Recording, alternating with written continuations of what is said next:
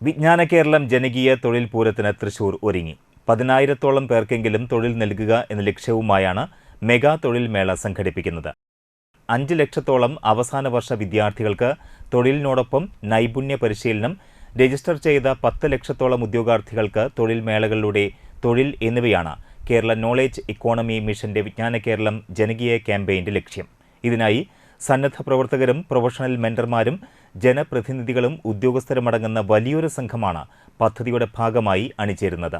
മുൻ ധനമന്ത്രി തോമസ് ഐസക്കാണ് വിജ്ഞാന കേരളം ജനകീയ ക്യാമ്പയിന്റെ അഡ്വൈസർ. ഈ മാസം 26-ന് തൃശൂർ എഞ്ചിനീയറിംഗ് കോളേജിലും വിമല കോളേജിലുമായി നടക്കുന്ന മെഗാ ജോബ് ഫെസ്റ്റോടെ തൊഴിൽ പൂരത്തിന് തുടക്കമാകും. തൊഴിൽ അന്വേഷകർക്കായി 3 ലക്ഷത്തോളം തൊഴിൽ അവസരമാണ് സജ്ജമാക്കിയിട്ടുള്ളത്. നിലവിൽ 10,000-ഓളം തൊഴിൽ അന്വേഷകർ രജിസ്റ്റർ ചെയ്തു കഴിഞ്ഞു. ഗൾഫ് രാജ്യങ്ങളിലേക്കുള്ള വിവിധ സ്കിൽഡ് നിർമ്മാണ ജോലികൾക്കായി പ്രത്യേക മേള മെയ് മാസം ആദ്യം നടക്കും. പ്രാദേശിക ചെറുമേളകൾക്ക് പുറമെ തൃശൂർ കോർപ്പറേഷന്റെ ആഭിമുഖ്യത്തിൽ മെയ് 18 മുതൽ 23 വരെ മഹാ തൊഴിൽ മേളയും സംഘടിപ്പിക്കും.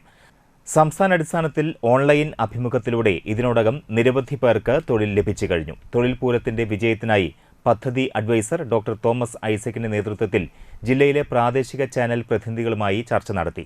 കേബിൾ TV ഓപ്പറേറ്റേഴ്സ് അസോസിയേഷൻ പദ്ധതിക്ക് പൂർണ്ണ പിന്തുണ നൽകി. സംഘാടക ഭാരവാഹികളായ doctor P Sarin, Vijay Hari, Anoop Kishore, COA സംസ്ഥാന ജനറൽ സെക്രട്ടറി PB സുരേഷ്, ജില്ലാ president TD Subhash, secretary P Antony, Thrissur media vision ഭാരവാഹികളായ ബൈജു ചിരിയങ്കണ്ടത്ത്, PM നാസർ, AG സുബ്രഹ്മണ്യൻ എന്നിവർ പങ്കെടുത്തു.